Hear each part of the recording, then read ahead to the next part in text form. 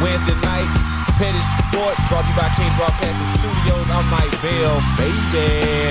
Got Famous Facts Feez right here to the right, and on down the line, brother. Thanks, you know what I'm saying? Yeah. You know what it is, man. We got plenty to talk about tonight. We got a whole lot of football coverage. We got the hot off the press news with the NBA. We got a whole lot of talk about that Alabama massacre that took place. All that right there, man. So, and we got a special guest. You know what I'm saying? Our guy, D. Orlando Ledbetter, will be joining us tonight to give us his take on the hot Atlanta Falcons. You know what I'm saying? We're going to talk about our team. You know what I'm talking about. Hey, what up, D-Leg? So, yeah, man, that's what's good, man. Y'all share the show. Go to Simple Radio. Type in the post 880. Listen to us on the internet radio station. Go to YouTube, Kingz Broadcasting. Go to Facebook, Kingz Broadcasting, Petty Sports. We shared the link all over the place, man. So let your people know we in the building. Call them. Let them know. Share. Yeah. How y'all doing, fellas? Talk to them. Famous Facts Feez. Hey, man, we ready to get in this thing. We got a whole lot to cover. He already went through most of the docket, man. We're going to get this thing on and popping. We got some breaking news to start at the top of the show. It's going to be a real one for you today. I can't wait. Man, let's go ahead and get DBZ in here so we pop this thing off. Man, it's my first official real all-day whole show of the year, so Happy New Year to you good people out there in Petty Sports world, man. Hell of a sports week, man. It's the last 2 weeks. First 2 weeks of 2021 have been rough. Sports is on deck, man. Let's get it popping, man. Can't wait to get into it. That's right. Hey, Yeah. ladies and gentlemen, without no you, there's no us, so we greatly appreciate you joining us tonight, man. You know, we smoke good, we drink good, we got plenty to talk about, we have fun. Get at us in the chat room. We keep up with what you're saying, what you're not saying, and the who's who of the chat room tonight. Where them Pittsburg Steelers fans at? Make sure y'all show up tonight. Show up tonight. We've been calling y'all out. Well, Famous Facts Feed been calling you out for weeks. Where you at now? You know what I'm saying? And you can call in and get at us on the Petty Sports hotline at 678-871-9602. 678-871-9602. That's how you can be a part of the show and let your voice be heard to the world. All right? ATL Hope. Go ahead, Famous. Yes, sir. We're going to kick this thing off with this hot breaking news. My man James Harden has been traded to the Brooklyn Nets. Let me say that for you one more time. James Harden was just traded to the Brooklyn Nets. Just happened a couple of hours ago. Hot off the presses. It was a crazy trade, just the whole thing, what it involved, what they all got for him. I mean, he went to the Nets. The Rockets got Victor Oladipo, Dante Exum. Got it back. I don't even know who this dude is. Crooks. I'm not even going to try to say his first name. They got 4 first-round picks and 4 pick swaps. So, I mean, the Rockets got a king's ransom for James Harden. But the Pacers also got Karis LeVert, and the Cleveland Cavaliers got Jared Allen and Taurean Prince. So, I mean, this was a 4-team blockbuster deal that landed James Harden alongside Kevin Durant and possibly Kyrie Irving. Well, nobody knows where this guy is, literally. We just don't know where he's at. So, I mean, what does this trade right here do for the Eastern Conference? I don't think it does anything more than what it already was. I mean, the Nets with Kyrie and Durant were already still the favorite to come out, I believe. Him coming over there, and for the short term, I'm going to say short term, because like you mentioned, nobody knows where Kyrie is. He's probably somewhere pouting without a mask on, doing what Kyrie does. You guys remember, a few months ago, I told y'all, this shit was going to implode anyway. Sorry, Mama Feez. It was going to implode anyway. Kyrie wasn't going to make it a whole season without doing something. Now, I thought it was going to be a social media stunt, a social media rant. I didn't realize it's going to come like this. You're making $32, $33 million a year and you can't go to your little cousin's birthday party with a mask on. They know it's you because you paid for the whole damn thing. Come on, dog. Simpleton. Yeah, I mean, this actually, for me, it changes it because I was never sold on the Nets in the first place because I knew Kyrie wasn't going to play. I figured he would be hurt. But regardless, like he's not finishing the season, they wouldn't be able to keep that momentum, and it's too much on Kevin Durant to try to carry this team the entire season off that freshly torn Achilles. But with James Harden in the picture now, he doesn't have to do that. I mean, when we talked about this a month or so ago, I had suggested that they traded James Harden for Kyrie in the first place because James is going to play a whole season, and he's better than Kyrie anyway. I mean, this really shakes it up to the point where I kind of feel sorry for Giannis. Like, y'all can't beat them. There's no way you outscoring KD and James Harden. It's not happening. The two of them can drop 80 on you with no problem, and it ain't going to take KD but 15 shots. He won't even be putting up shots. Yeah, he doesn't need the ball like that. When you get it to him, he's scoring. He scores. I feel the same way about Brooklyn, man. I don't think this really necessarily changes anything as far as the East goes. I believe they're going to be a pretty good team. I do believe that much, but I believe with the addition of Harden, the consensus will be that they're going to jump to the front of the line and be in the Eastern Conference Finals. And I don't think that's what's going to happen. Even before they got Harden, I was skeptical because I didn't think KD would be that healthy enough to last a season to make that kind of difference with Kyrie. And Kyrie's a lightning rod. You know, he's doing what he's doing on social media already, walking around without a mask, being a spectacle. And you really don't know what you're going to get out of him, whether he's going to stay healthy for the rest of the season during that long haul. I'm still not sold on the Brooklyn Nets to be coming out of the East. I think they will contend. I will say that. I think they'll probably contend. Who's over there you think is going to beat them? That was my next question. Well, He gonna say Miami. man, I'm going to say everybody that was there last year. Miami, Boston, Milwaukee, Toronto maybe even. I think that's the top five, and I'm putting them in the top five. Like, I believe if those teams get it together, everybody seems to be off to a slow start right now. So you figure somewhere here in the next few weeks things will start to gel, and they start finding out an identity. But it's probably going to take Brooklyn a little longer because that's a lot of – it's only one ball and a lot of hands. You know Kyrie loves to eat. You know KD like to eat. You know James Harden like to eat. So wait. Being able to share that ball – It's a lot of balls with a lot of hands, only one ball with a lot of hands. It's what you said, man. You got to really watch. Say that. You got to watch how you say this. Well, right we're here, in man. Atlanta. You know, they can relate. A lot of people can relate. Stop it. They gonna be at you. Cut it out. But yeah, that's all I'm saying, man. I don't think this experiment will go very well. They have to show me. I'm going to have to be made a believer.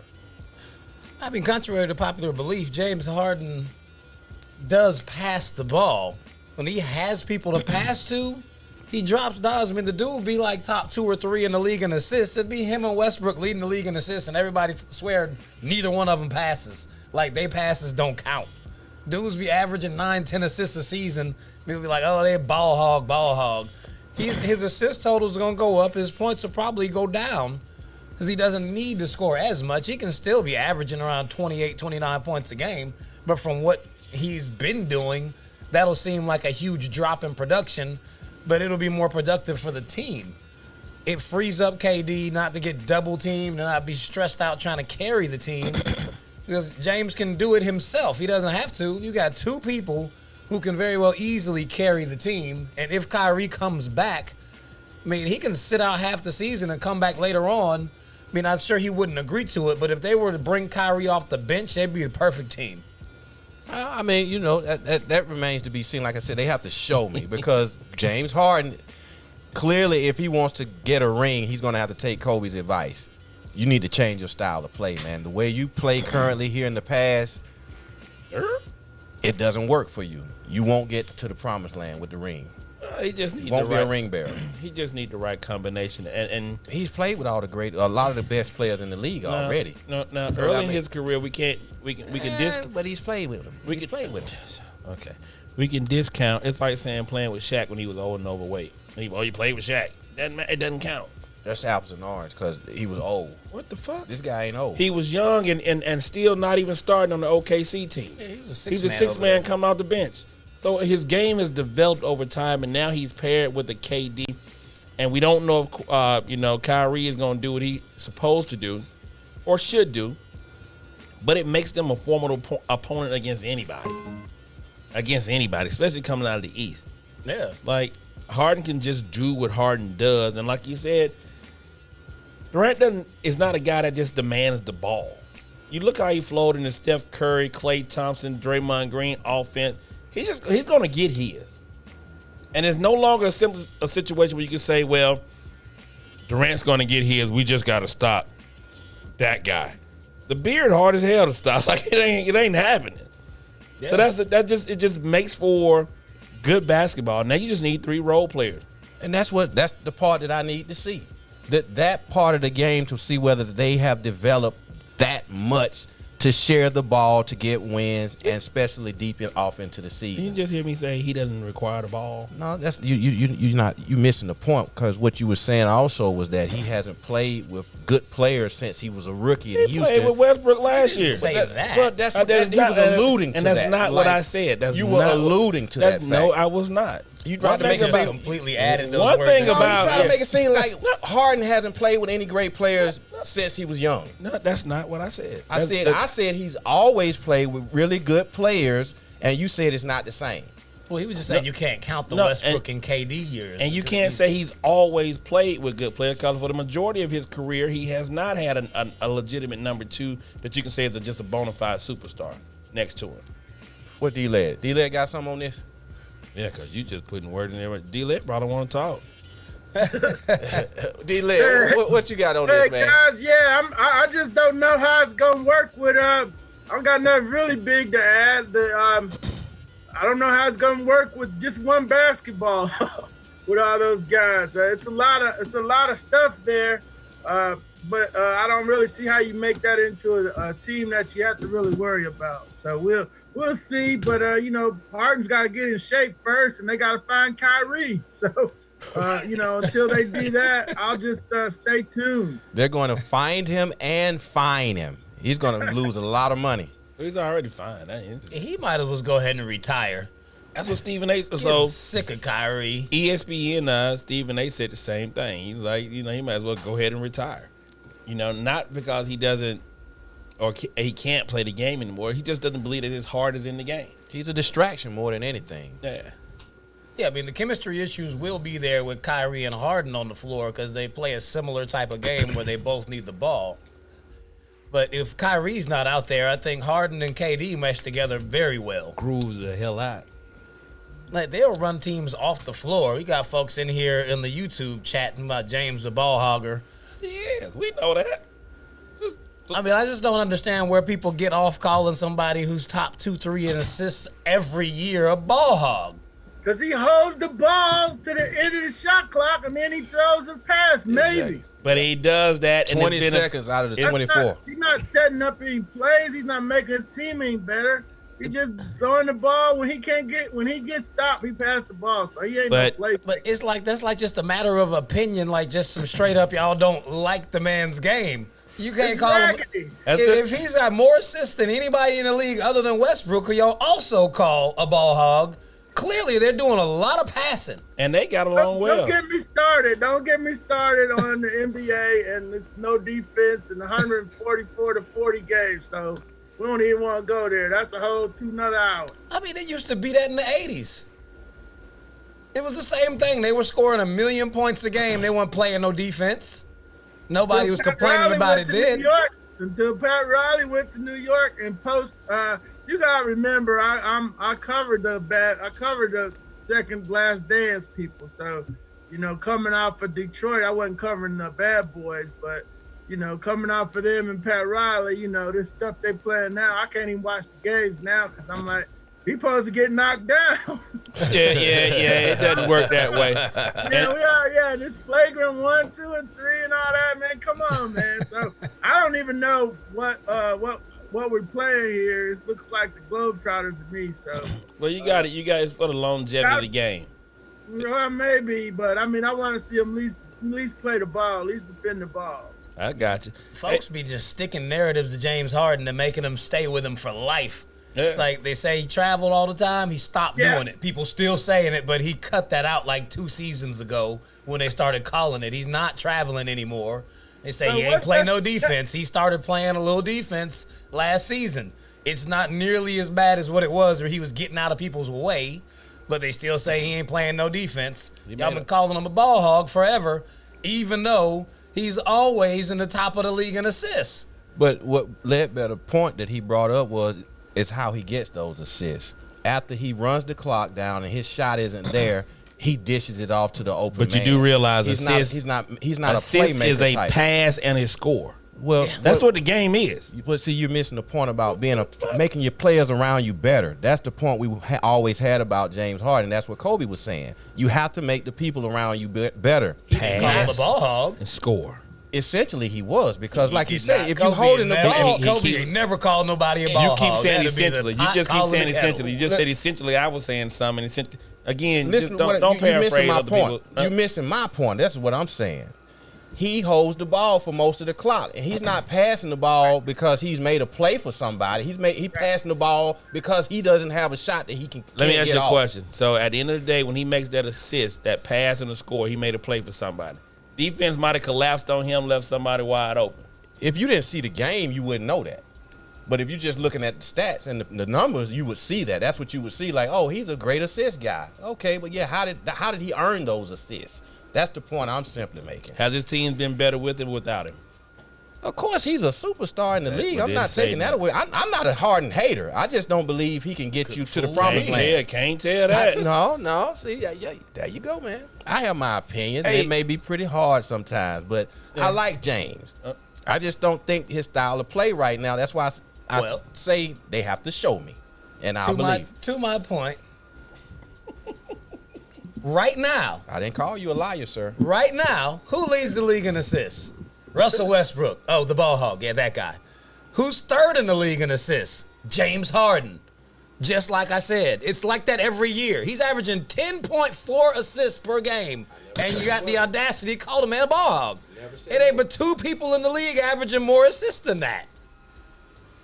You can't possibly be that kind of ball hog, and you getting more assists than all the point guards. Hey, can I say this? D-Leg, you looking rather dapper over there, sir. Oh, well, thank you. Yeah. You're going to make us come here one day. We're going to get professional one day. We're going to come here. We're going to be dressed up one day. What you smoking on over there, man? I don't see no smoke in there. Come on. You know you can't we're smoke. in the house. You can't Oh, come that's on. right. All right. He petty as hell, D. I forgot. The midgets. He know better than that already, lad. Nah, But he I just forgot. messing with I you. forgot. He know better. He just I got a couple nice Monte Cristos over there when they warm up outside for me. there All it right, is. that's There it what's is. happening. My man, it's always Get him a great to heater have out there. Yeah. You got the purple gators on today too. Nah. We saving those for when we get back on the yard and get to head up to homecoming and whatnot. There it is, my brother. Okay. That's right. What we got next, brother? Oh, man, next on the docket, we got to talk about that mollywhopping we watched Monday night before we get to this NFL action. Yes. Alabama just completely embarrassed Ohio State. Oh my God! 52-24. No, we haven't seen 50 points in a national championship game since USC smacked Oklahoma back in 04. What? It's been a while. It was pretty ugly. And my man sitting right here to my left called Ohio State winning that game. I ain't gonna let you get away with that. Somehow you thought, don't try to backtrack on it. No, I'm not backtracking. What I said, if that same team that played Clemson showed up defensively, You can't do that. Ohio State would win. But I said you if I picked them had, both. I said if I put, did I not say if I put money on it, I was going to Alabama? Did I not If say the that? same team the same Did team I not did say show that? up. No, they did. Were they not Ohio State? Defensively, they did not show up That the same ain't, way they that's did against Clemson. that's not But, on Ohio State. That's the when I they put play my the money with, superior when I offense. bet my money with Vegas, I was with Alabama. Waffle King. Boy. I have an opinion, Hey, sir. man, I'd like to start give a changing. huge shout out, man. I got a phone call at 2 a.m. in the morning after the championship game. A guy, Will Anderson, called me 2 a.m. in the morning, woke me up, and scared the shit out of me. I realized DJ was at home, and it called, and he just said, Coach, I just want to tell you thank you. He said, you never gave up on me. You kept pushing me. You kept pushing me. And it damn near brought tears to my eyes at 2 in the morning. I got two kids, Will Anderson, number 31, and Justin Eborgi. Both kids I coached up from 5 to 14. Great kids, great guys, man. Salute to them. Natty champs, bringing the rings home to Georgia. First Blackhawks to do it. Make it happen. So shout out to those boys. Yes, congratulations, guys. Yeah, man. I mean, what did Bama do to Ohio State that Clemson was not able to accomplish in that game? I mean, it was night and day. I don't think they adjusted very well in the passing game against Alabama. They were trying not to give up the big play most of the game, and they were giving them a lot of stuff like, we'll let you catch the ball, but you won't get very many yards afterwards. They tried to go with that scheme for a little while, but after halftime, the game just opened up to where Alabama's offense exploded, and Ohio State tried to stick with the same game plan, and it just did not work. They picked them apart. The problem is this, right?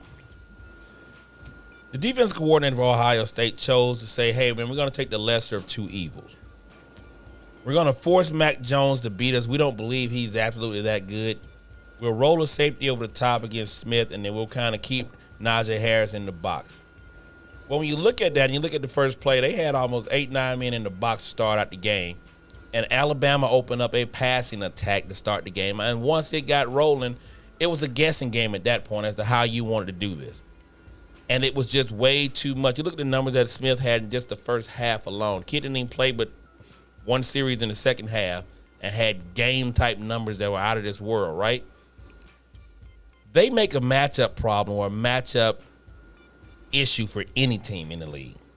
And athlete to athlete, and nobody, I don't care what you say or how you say it, Ohio State just didn't have the caliber of athletes to be on that field. With you look at the one play in the third quarter where Najee Harris inside the red zone catches a ball and gets lit up by the safety. He shakes it off like a little 8-year-old hit him and still try to get in the end zone. That's high caliber like he took a shot. I mean, just butt naked, yak out. Still caught the ball as a running back and still try to get into the end zone. When you look at it from that perspective, they were just way too much for him. And it showed. I feel like this was a Steve Sarkisian masterpiece. Watching him call those plays in that game, like the cameraman was confused most of the game. They didn't even know where to place it. It's like they had so much motion and misdirection going on. He had Devontae Smith matched up against linebackers the whole game because the defense had no idea where anybody was going. I mean, like, it was ugly. Oh, it is 8:24 p.m. It's about that time. It's Mike Beasley. You got to count us down. 3, 2, 1. Kobe! Every week, 8:24 right here on Petty Sports. You know what we do. We pay homage and tribute to Kobe Bean Bryant, the Black Mamba, the one and only. Rest in peace, bro. Yes, sir. So yes, sir. You mentioned that, right? And I want to get D-Lad. D-Lad, and it was me, and I was probably one of the biggest critics of Sark when he was here at the Falcons about doing exactly the same thing he did. You mentioned it. Mismatch problem. Pre-snap motion. Seeing what kind of defense. It didn't work for him. He didn't do it here. And I think a lot of times because people said, he said he didn't want to run the Shanahan-type offense. But that's exactly what he ran down in Alabama. Double agent. What do you think, D-Led? Yeah, the stuff he was doing is college stuff. The breaking the motion and going back. You catch all that in the NFL on film. So that's where I had problems with him, him trying to run motion and jet sweeps on 3rd and 1 and situations like that. But they definitely had Ohio State fooled. Ohio State came out in that 4-4 defensive front, which you haven't seen in since the 66 Oklahoma Bud Wilkinson teams. But they were trying to take Najee away, and then do what they could with the passing game. So that didn't work. And then once they started hitting the voids in that zone behind that, Ohio State couldn't keep up. Once they kicked that field goal instead of scoring, they could have tied it 21-21, just tried to stay in that game as long as they could. Eventually, the talent did take over. But the Buckeyes came out hard and fought, but they just, didn't have enough on defense to control that offense, and definitely couldn't control. If you could take away the run, you couldn't take away the pass. They tried to double Smith. It was too late. He'd already had like 12 balls and so forth. So they had a plan, but they had to be able to shuffle the deck faster. They couldn't, they couldn't just sit in that 4-4 all the way down the field and play red zone defense like Herbstreit was talking about. They need to shuffle that deck down the field, send some blitzes in there, but Change they might have got burned quicker that way. But sitting in the 4-4 early, didn't work, and they didn't hold up over the long haul. So, Sark caught a good game. Him and Miss Sark, his second wife, they're in Austin now, taking pictures with the governor with no mask on. Yeah, I mean, Alabama played a great game. I'm not taking anything away from them. Ohio State, they just couldn't match the intensity. I felt like initially before the game started, I thought the game would come down to who made the least mistakes would probably win the game. And that was far from the truth. It didn't come down to that. They were just outpowered. And then I said, well, maybe if they can keep pace and score just as much as they did. But like you said, once they kicked that field goal, the trajectory of the game changed at that point, and they never caught up from that point. The game was over in the second quarter. Yeah, They put up 28 points in the second quarter. Yeah, it was a wrap. And I was like, yeah, these guys here, man, that may be the best Alabama team I've seen. Like, those guys came to play. They showed the fuck out. We didn't even see that offense look like that all season. No, I mean, we they've didn't. been balling, but the way they played against Ohio State was like, Jesus. Do you think Sermon not playing made a difference? Nope.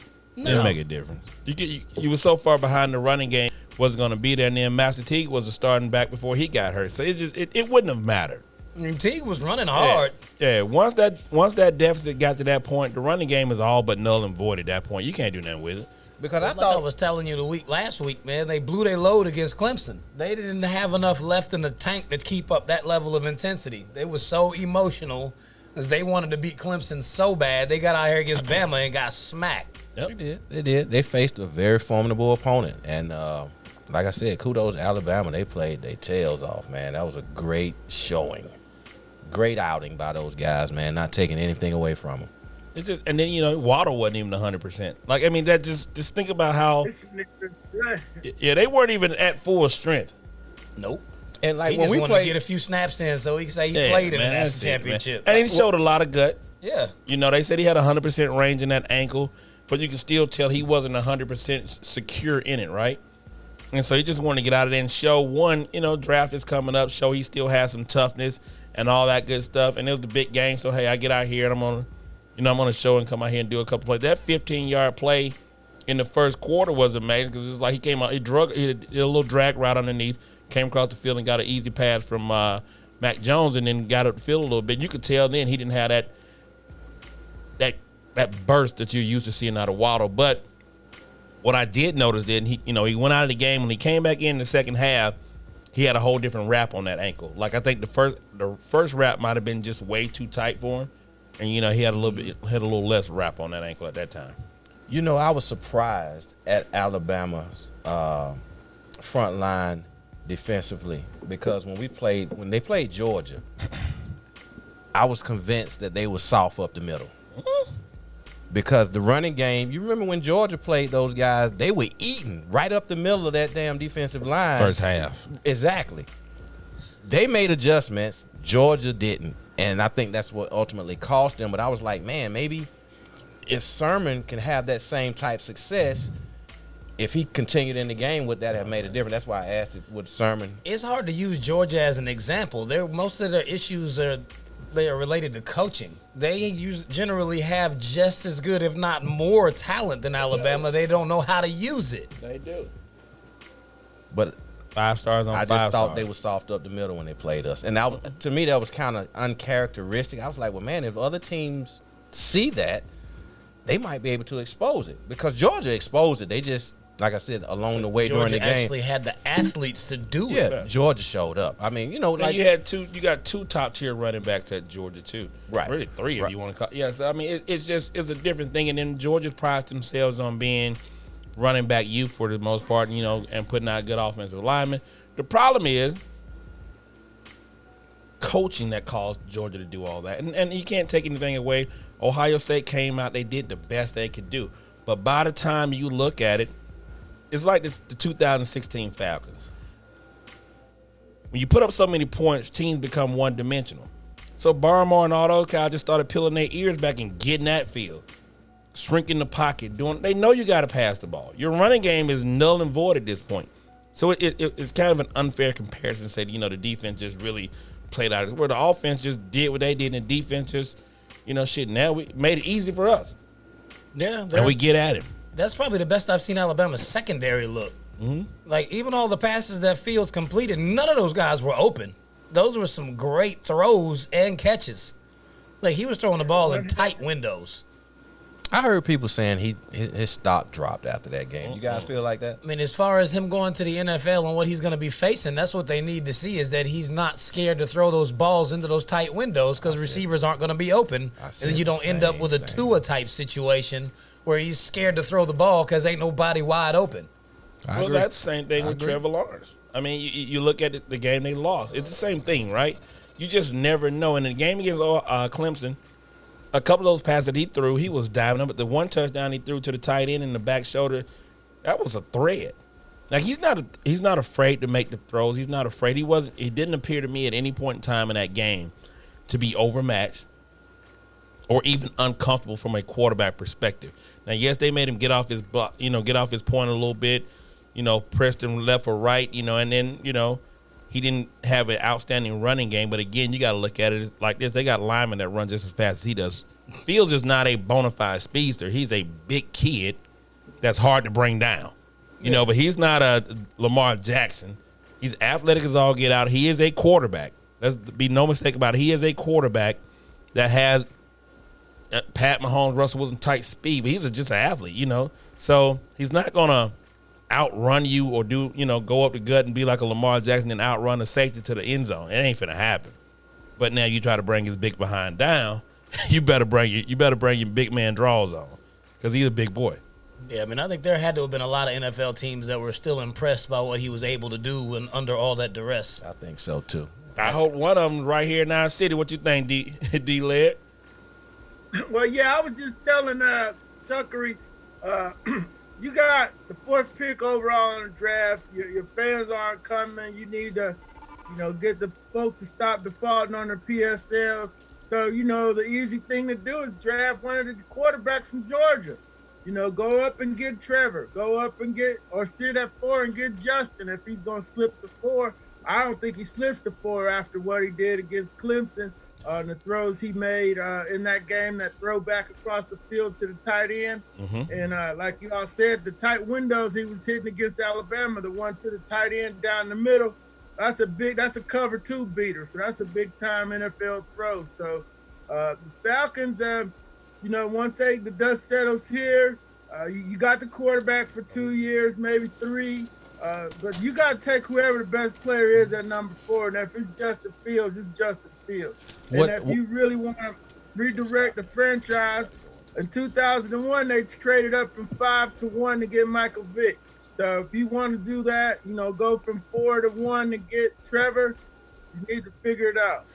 Do you see any possibility, if neither one of those quarterbacks are available, a chance where if the best player on the board is available, do you look at Najee Harris? Well, we'll give D. Don't answer that right now, okay. D.L.N. We're going to pay a couple of bills, then we'll let you answer that. Okay. Yeah, we're going to go full on into the Falcons after the break. Ladies and gentlemen, you're watching Petty Sports, 8 o'clock edition, Wednesday night, brought to you by Kingz Broadcasting Studios. We greatly appreciate you chiming in, joining us tonight, sharing the show. We're on Simple Radio. If you go to Simple Radio, type in the post 880, you can hear us on the internet radio station right there. If you go to YouTube, share the show, subscribe to the page, like the page. Keep getting at us in the chat room. We see you people checking in. Call us 678-871-9602. 678-871-9602. That's how you can be a part of the show live and direct. Go to Kingz Broadcasting, spend some money, get some of this good merch, man. We got tumblers, we got shirts, we got hoodies, Petty Sports, Kingz Broadcasting, No Name the Podcast. We got it all. Wake up. Hey, man, the Petty Man, all of that, right? Spend some money, support black businesses, support black business, because we do. ATL. Yes, sir. We're going to jump right back into these Atlanta Falcons. Now, y'all jumped the gun right quick on us. That was next, though, so we're going to keep it rolling. I mean, we all know the Falcons are looking to hire a GM and a head coach. So, I mean, first, I know you had put out something earlier today, D-Led, saying they're down to 2 candidates now. What are we looking like in the GM race? Yeah, that wasn't me. I'm 3. I'm still at 3. So There it is. Yeah, we got 3, and that's from very good, high-ranking sources. They're Rick Smith, Terry Fontenot, and Brad Holmes. They're eliminating Rick Smith because you don't have to. You gotta wait for Terry and Brad because their teams are still playing. So their rationale is that those are the 2 finalists because they can hire Rick Smith right away because he's a free agent. Gotcha. So when I checked on that, I haven't got back. People haven't gotten back to me on that. So for now, he's still in there. So he's 3. There's 3 general managers. He's the older, the veteran who took over the Texans when they were in their 5th year of expansion. The David Carr, Charlie Cashley thing didn't work. He rebuilt that team, got Matt Schaub, found Arian Foster, built the lines, turned them into the AFC West champs in 11 and 12. So that's his good work, and at the end it got kind of sketchy with Brock Osweiler, Bill O'Brien, and the fight. He drafted Deshaun and DeAndre Hopkins and J.J. Watt. So he's got a pretty long resume. Yep. The other guys are younger guys that'll be getting their first shot at it at 41 and 44 of their ages. Okay. And I like that article you put in the AJC, man. It's very informative. I like that. So let me ask you this: they just we saw an article about the OC out of Tennessee being the odds-on favorite for the head coaching position over there. What are you hearing about that? I know we should, definitely picking a GM before we get to a head coach. And what's the story coming out about Bieniemy not interviewing well? Yeah, the Bieniemy not interviewing well. That's just that's kind of like a dog whistle. When they use to justify being able to pass on somebody, and we've seen that over the last couple of years when he didn't get jobs. They threw he didn't interview out. And if you saw any of his interviews at the Super Bowl or him talking to the team or Patrick Mahomes or Michael Vick coming out, because he can't answer or maybe can't answer some questions from a search firm guy doesn't mean that you can't interview. So right. I don't put a lot of stock in that. Arthur Smith was definitely somebody we heard about early on. We were hearing Smith and Smith, Rick Smith, Arthur Smith. And some of that was because those are the 2 guys that are most connected to the Falcons already. Rick Smith and McKay were on the competition committee for 10 years. Arthur Smith is Fred Smith, the son of the FedEx mogul Fred Smith, who's buddies with Blank.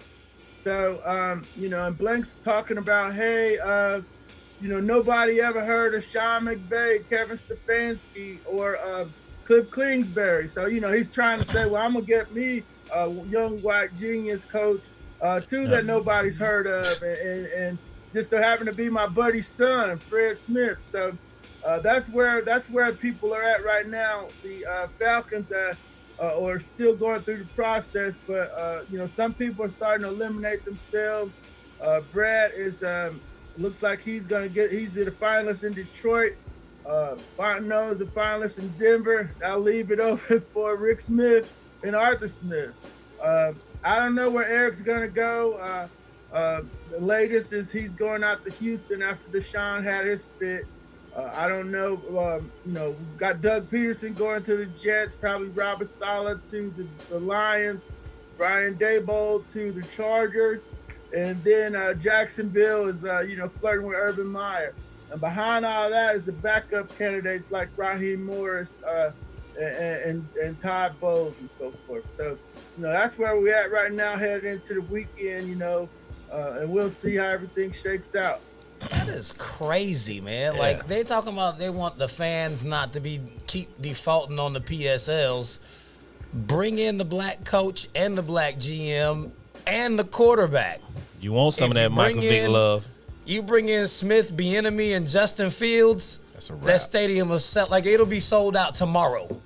Yep. Right. Everybody will pay all their PSLs up instantly. I'll start watching them. Right. Arthur Smith ain't not gonna sell any seats, but neither is the GM ain't gonna sell seats. But you gotta go get Justin. So or Trevor for that matter. So it's that time. It's like they're whiffing here on the, as far as igniting the fan base part of it. Maybe they're doing the right thing football wise, but as far as igniting the fan base, they're not gonna win the press conference on either one of those hires. I'm not gonna say they paid any attention here in the state of Georgia lately in the past couple of months. Like we just flipped the state blue, then flipped the Senate. Get the black coach and quarterback. Keep the whole state's behind you. Do it. The thing of it is, man, and you mentioned the Sean McVay. We had LaFleur here and so forth. We've had an opportunity to get one of those young offensive-minded coaches that kind of look at it a little differently. They're all kind of in some way, shape, form, or fashion tied to the Shanahan tree, right? To my recollection, I don't even think they interviewed Matt LaFleur, when he was a quarterback coach, even for the offensive coordinator position before they brought in Sarkisian. No, they didn't. So, you've had those opportunities. You've had those guys already in your farm system that understood. And maybe, 2020 glasses looking back, right? Maybe if you kept Matt LaFleur here, your offense doesn't take a 2-year step back. You keep somebody that's comfortable with the system, comfortable with Matt, all this stuff that you have, right? So now you back out there searching again. You're hunting. You can't bring in another head coach that really don't know anybody. You're taking this chance. And then when you come out and make a statement like that, I don't know if it was public or just inside of you guys' personal arena, he's going to come in and feel like he's already entitled to something. Dude, you ain't done a damn thing. And it's going to be very difficult to do so, bringing in the seasoned GM who's going to try to now have to groom this guy to do what he wants to do. And then you got this guy saying, well, my daddy friends with the owner.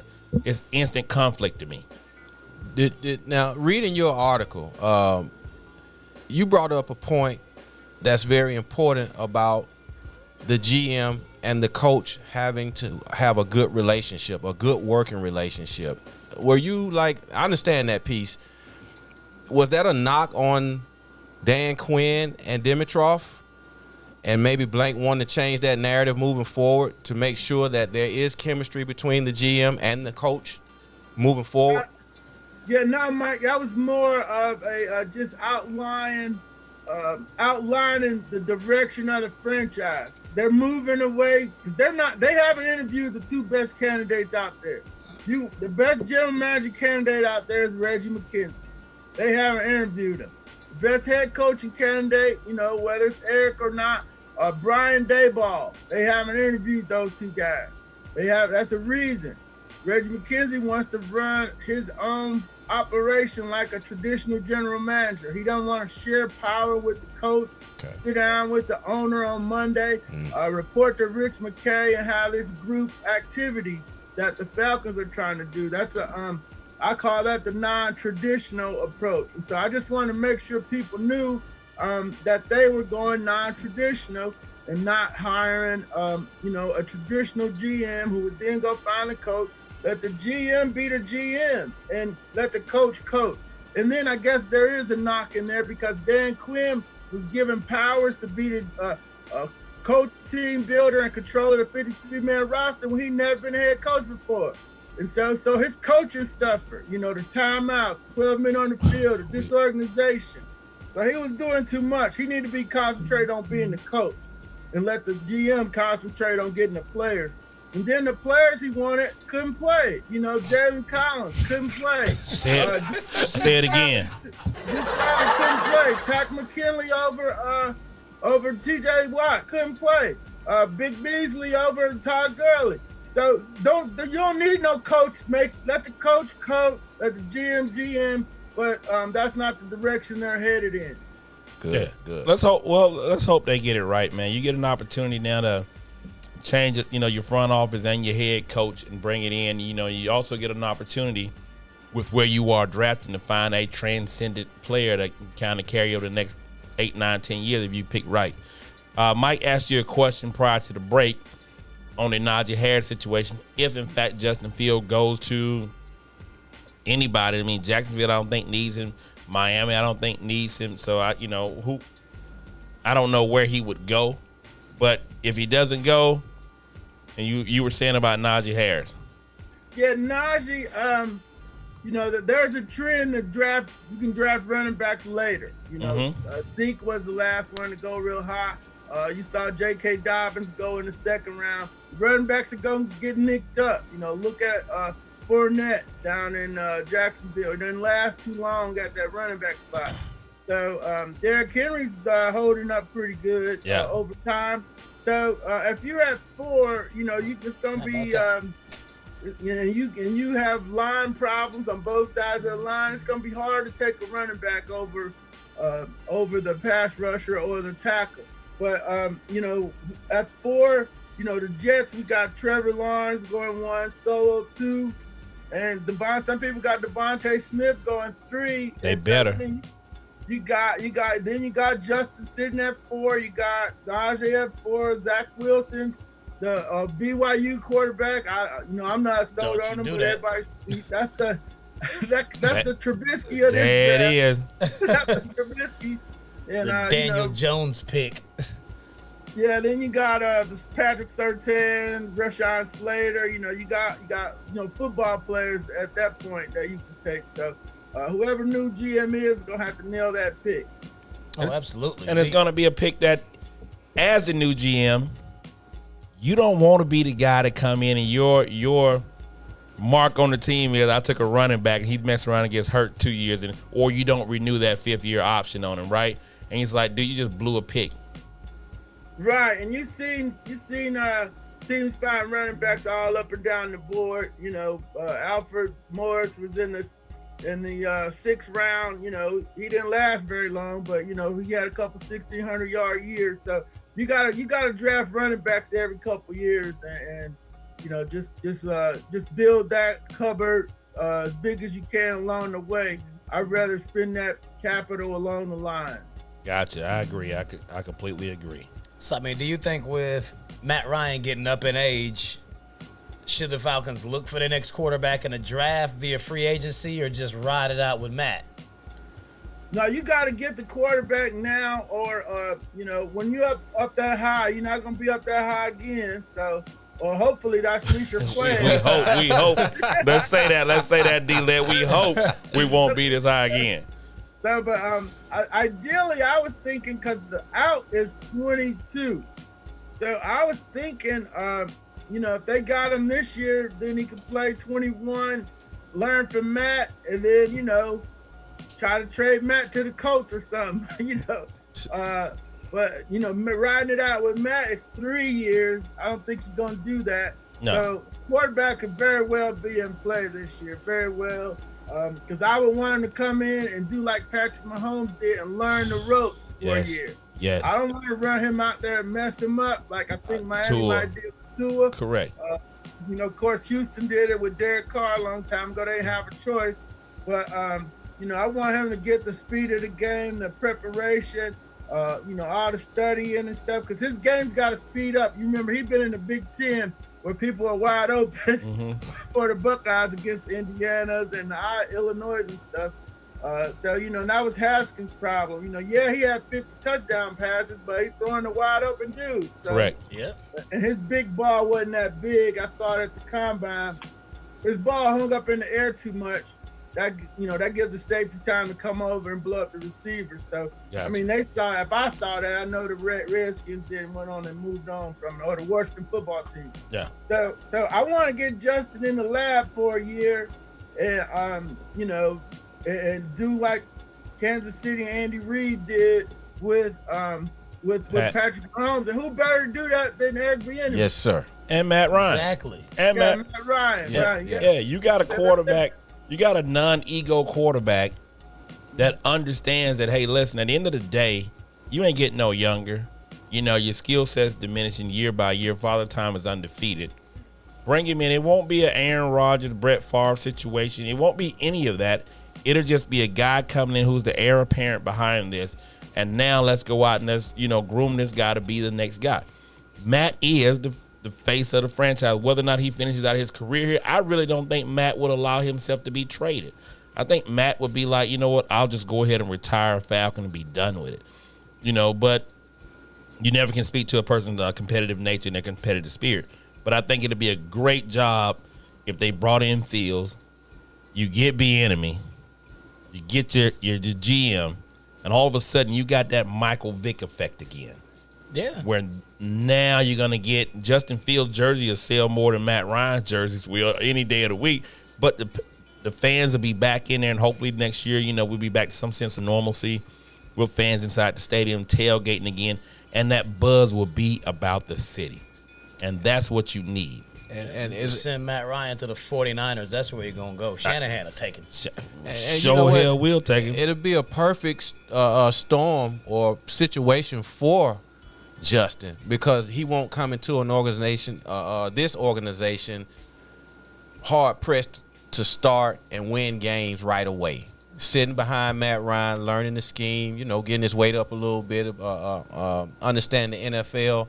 I think that's something that for any quarterback, if it's not Justin, if it's the next guy, it's a perfect scenario for them to do that and groom the heir apparent to Matt Ryan. And it's one of the few teams drafting that high that has wide receivers. That too. He's not coming into a situation where he don't have any weapons to throw to. That's Young right. wide receivers. Yeah. Yeah, no, people were talking about him dropping all the way to 14 in New England, getting them like that ain't gonna be no different from the Cam experiment until you get some wide receivers. Yeah. He don't want that. I would love it, but it ain't gonna change nothing until you get some wideouts. What do you think about Mac Jones, though? His stock has been skyrocketing since that performance, even though he was throwing the wide open wide receivers all season long. Yeah, Mac and Trask are in that other group for me. Somebody might take a flyer on him in the second, but or the third. But he's the quintessential system quarterback. He knew where the ball was going before it got snapped. And he was pretty good with looking the safety off and going the other way. He's got all the basics and fundamentals down. But maybe he's a good maybe he can develop into an NFL starter.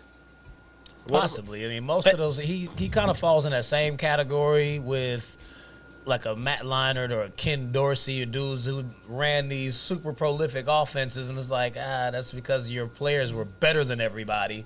They really didn't. Toretta. Yep.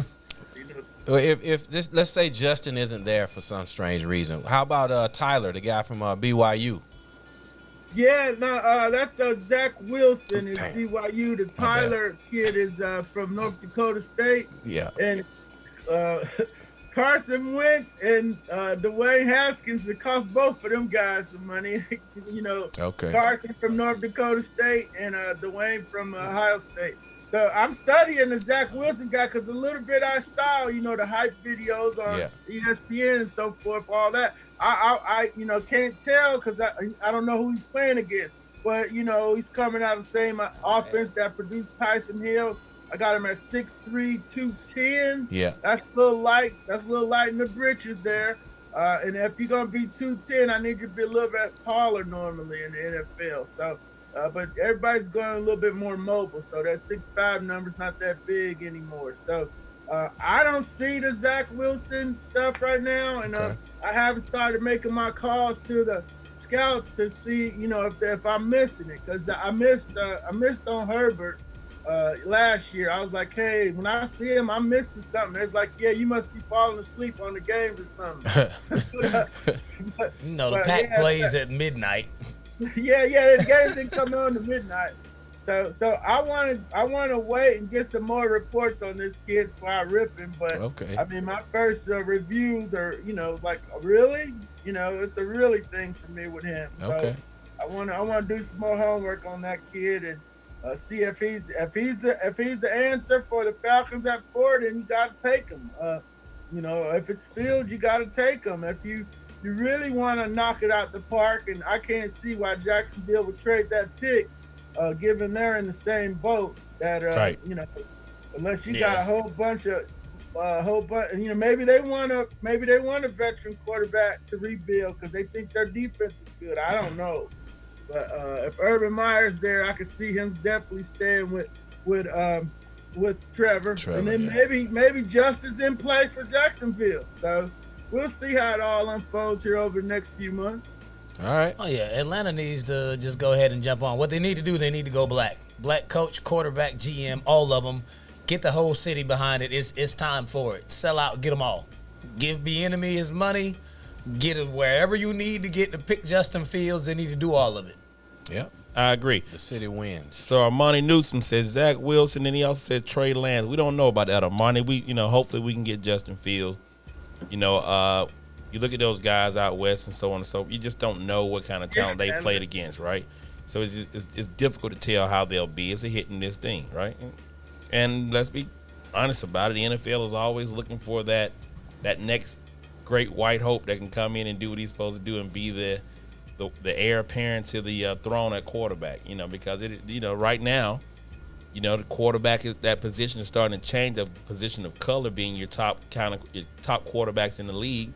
From Russell Wilson, Mahomes, Lamar Jackson, Deshaun Watson. Kyler. I'm gonna throw Dak Prescott into the damn mix as well.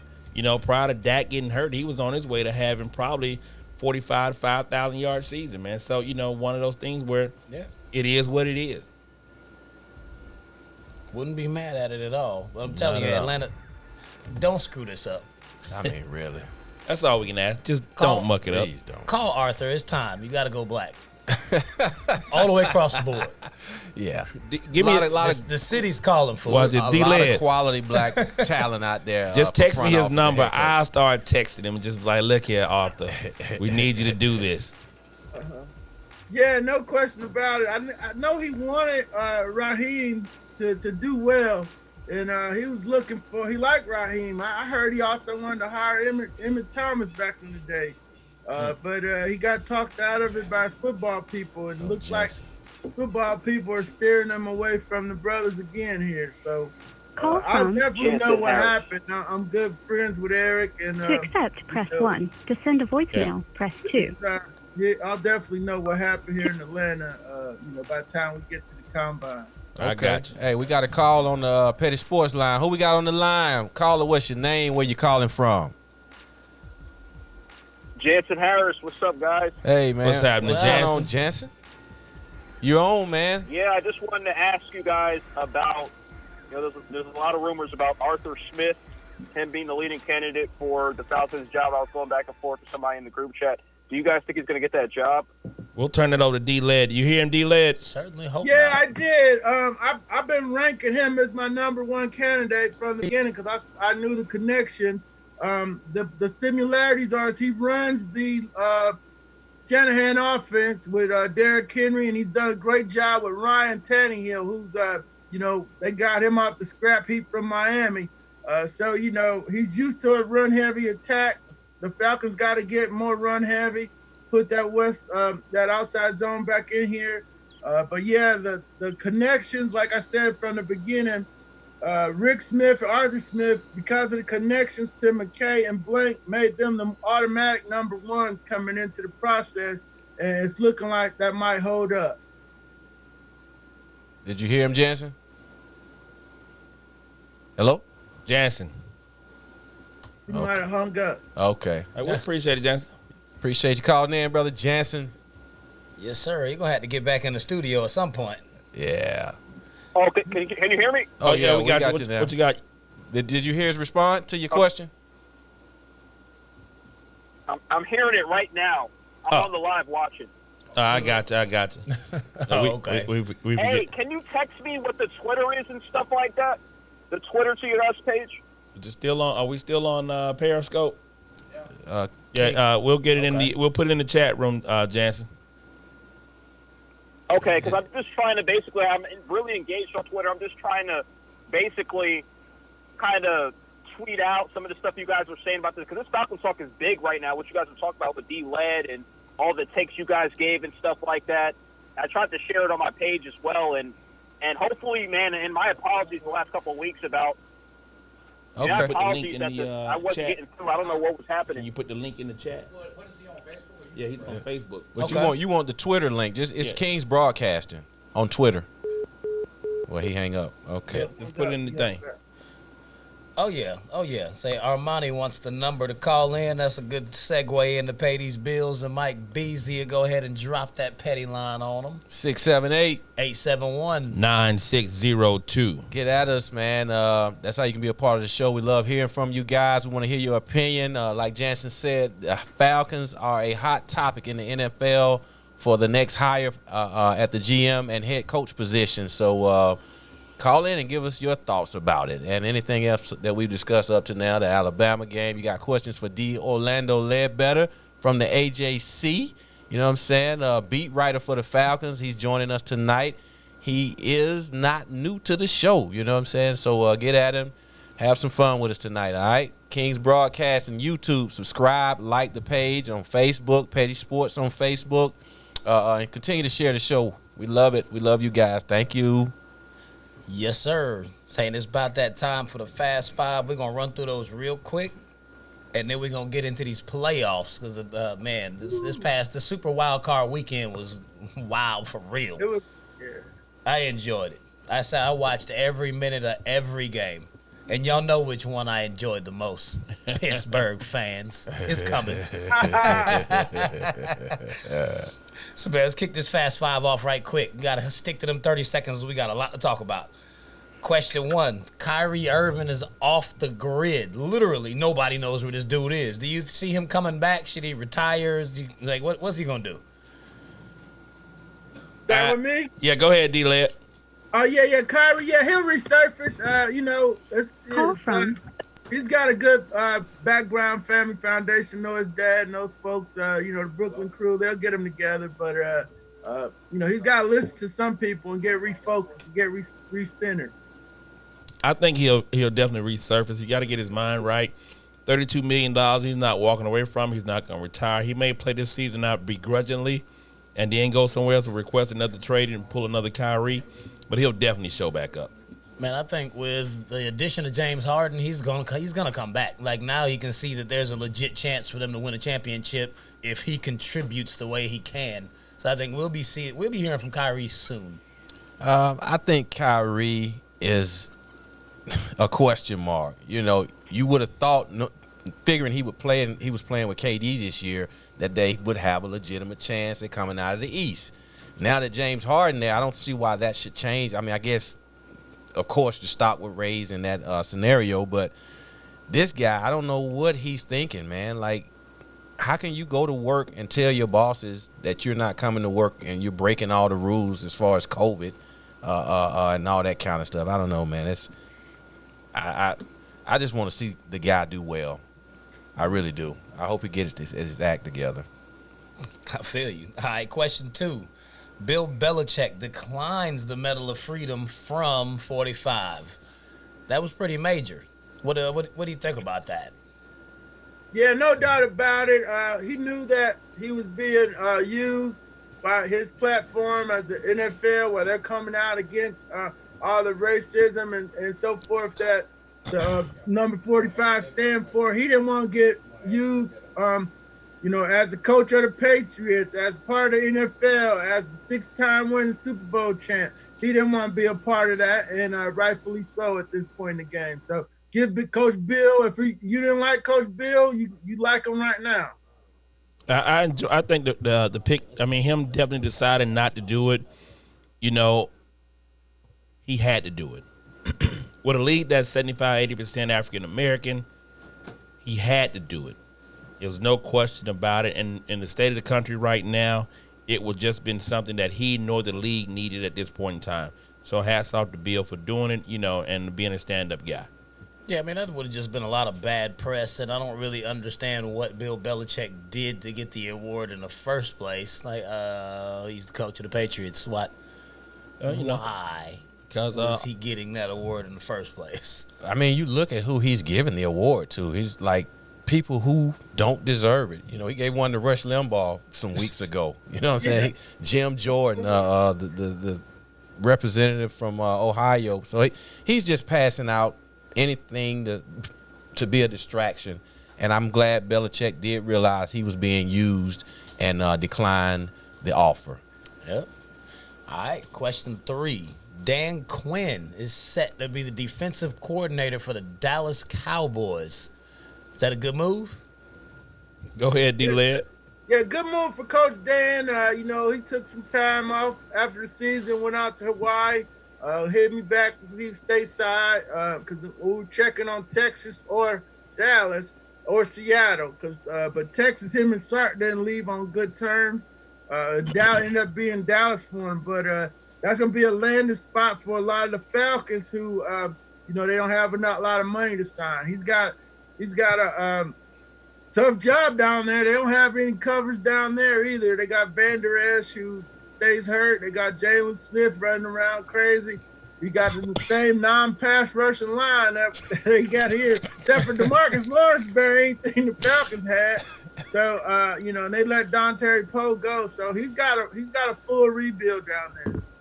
He's not going to have much time. They're expected to win, especially as bad as that division was. They're going to expect Dallas to really make some noise this year. Once they get something figured out at the quarterback position, there's going to be a spotlight on him. I don't know that he lasts too long out there. I just look at it like this, man. Dallas, y'all can prepare for some more fourth quarter letdown. I'm saying, man, listen. That's all you got to say. Yeah, you know, and hats off to Danny. You know, to be quite honest with you, I think he'll be okay because now his level of responsibility has been reduced back down to just DC, right? He doesn't have to worry about managing the team. He can do all that, and he can have that fire, that camaraderie with his defensive unit. I'm just, you know, so wish him well, wish him luck, man, and go be great. Yeah, I wish him well also. I think the fact that his responsibilities and the load from being a head coach and dealing with a team aspect totally on his shoulders, he can be in a comfort zone now and just, you know, McCarthy deal with that, a seasoned coach in this business in the NFL, and he can do what he did when he was in Seattle, focus on the defense, and I'm sure if they get him the pieces he need, he can probably do pretty well. Yeah. All right, question 4. Bill O'Brien is about to be the offensive coordinator for Alabama, replacing Sark. Is that a good fit? I mean, Sark and Lane Kiffin run the same offense. It's really dynamic, high-flying college offense. Bill O'Brien's coming in. This is very different. Yeah, no question about it. Then, you know, if I'm a quarterback, if I've watched Hard Knocks, I want to play for this guy. You know, he came off as kind of real, you know, really not favorable coach. Certainly not a kid you want, you know, raising the young men to be, you know, be young men to be men. So, yeah, that's a bad hire for me. It'll be good for Bill O'Brien. You know, they let him, you know, Coach Saban resurrects your coaching career. So it'll be good for him. But I'm not sending my quarterbacks there. So the thing of it is, like you just said, D, he resurrects coaching careers. This is just a stopgap. Nick understands NFL pedigree, if you will, come in. He's going to have the best talent. He can't muck it up. And just like with Sark, you go over to damn Texas, got a head coaching job. The last assistant OC at Alabama went to Michigan as the OC. Again, it's just what it is, right? So this is just a stopgap for him, 1, maybe 2 years, get back to the natty with all the talent. He'll go somewhere else and be another head coach in college. Yeah, I think the same thing, man. He's in a very good situation being in Alabama, top-notch players, hard to muck it up. All you got to do is do your job and sit tight. You'll get another job here in the near future, and, you know, your career be what it once was. I just don't see this thing panning out real nice for him in Bama. Like, the offense that he was running in New England was predicated on Brady and the short passing game. He's not the Alabama scoring is about to go down, like, significally. It's hard with him running that. It's hard to, though. I mean, it's not to say that they still won't be the top-tier team in the country, but their scoring won't – they're not going to look like what we saw. He doesn't have a performance in him like what we just saw Sark do on Monday. It's hard to, though. My thing is maybe the tough games, Maybe he doesn't make the adjustments against Georgia. Maybe we can get one in the Kirby not so smart era, right? But it's just hard to do so with all that freaking talent. Like, they just run kids. Like, it's a guy that nobody knows that's sitting on the bench that runs a 4-2 that's going to pick up where Smith and Waddle left off at. And you be like, oh, my God, there's another one. And they just got it like that. And until Nick Saban comes on NCAA sanctions and he retires, they're going to be like that for a long time. This is the way I look at it. I mean, it's hard to beat a team like that. I just don't think he's a good fit at this over era. there. I didn't think about Sark. Well, I mean, Sark he runs the exact same offense as Kiffin. It fit because they didn't have to change anything. I just don't think it's going to be, as bad as people think because he just has a plethora of talent. Possibly. Yep. Man, last question before we move. Doug Pederson got the axe after 5 years and a statue outside of the stadium. I mean, how long will it be before I he didn't gets mean to laugh, rehired? man. I didn't mean to laugh before you finished. The two dudes with statues outside of that stadium don't play or coach there anymore. Gone. Amazing. Gone. I think he'll get another job, man. It's just what it is. Just the league, right? He'll get recycled 3 or 4 times, and then somebody's out. He doesn't make it. He'll be done. That's just how they treat white coaches in the NFL. He'll go home. He'll sit this year, and then somebody will pick him up next year because it's the buddy system. Somebody will bring him in. He'll be a coordinator somewhere, and then boom, he'll be the short list of another head coaching spot. Man, I think Doug Pederson will have another head coaching job by the end of the week. You think? I don't. He shouldn't have been fired. That was ridiculous. Yeah, but I just don't think that there's enough. I mean, with the spots that are out there, he may very well because there's how many coaching vacancies in the NFL right now? 7? 7. Well, that's right. including Philly, so Yeah. 6 for him. 6. So yeah, he very well may. I mean, the dude, they made the playoffs 3 of the last 4 years, and the dude got a Super Bowl. Yeah. Him and Joe Douglas are buddies, so everybody's kind of connecting the dots with him going to the Jets. Although, other teams should talk to him. I mean, all of a sudden, you got a Super Bowl winning coach on the market.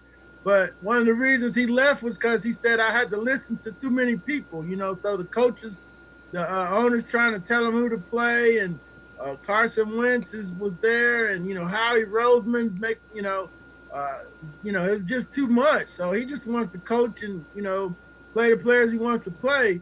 And, so that, that's not the type of setup he's going to have here. So maybe the Jets is where it's going. Yeah, and I agree, man. Like Petty Man just mentioned over there, the white guys, they always land on their feet unless you're just absolutely terrible. I think he'll find another job. I'm with Feez. He'll probably have a job here in the next couple of weeks. Easy. He got a Super Bowl. They know what he was dealing with in Philly. And if he can get into a scenario to where he's comfortable, he'll have a job here very soon. Ahead of some of the African-American guys that are looking for coaching jobs, mind you. I mean, he's one of those unique situations where it wouldn't even be like he got the good old boy nod. He shouldn't have been fired, and he comes with a resume that no one else has. All right. That's the Fast Five, ladies and gentlemen. We appreciate you checking in with us. We still got the phone call on the line? Hey, who we got on the Petty Sports line? What's your name? Where you calling from? Hello?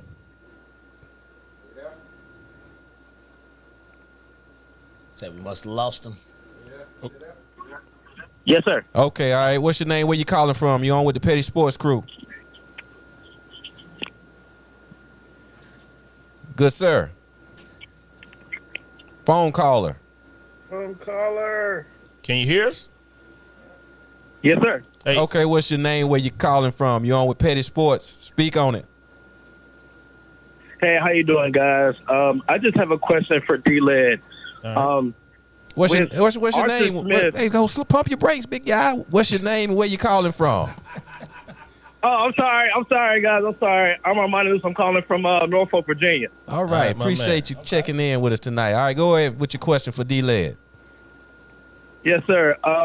So my question for D-Led is, since Rich McKay and Arthur Blank came out, I think it was last week with their interview, and they pretty much said that it's the owner, Arthur Blank, pretty much said that it's not really important for him to keep Julio or Matt Ryan. So with us having the 4th pick, how important it is for us to invest in maybe a quarterback, and if not a quarterback, which I think we will go quarterback. If Justin Fields is there, I think you have to have him.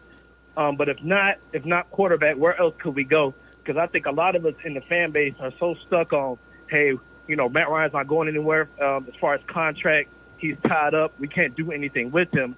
But what I've tried to explain is just because we can't do anything with him as far as trade or release him, we can still invest in the future. So I just want to know your opinion on that, sir. Yeah, thank you very much for the call. Yeah, certainly you want to take the best player available at 4. I've said here earlier tonight, we want to, when you're up this high in the draft, you got to look at the quarterback, especially if one like Justin Fields or even the Zach Wilson kid at BYU. If they are a trend, they're a talent that you want to build the future around, go ahead and take them. Let them sit behind Matt Ryan for a year or 2, a year and a half max, and move on forward with your team here, because that's what Andy Reid did in Kansas City with Patrick Mahomes. He didn't come in and play right away, but when he was ready, he picked up everything and did everything they asked him to. Then they played him. So they could certainly do the same thing here if somehow Justin Fields gets to the Falcons with the number 4 pick.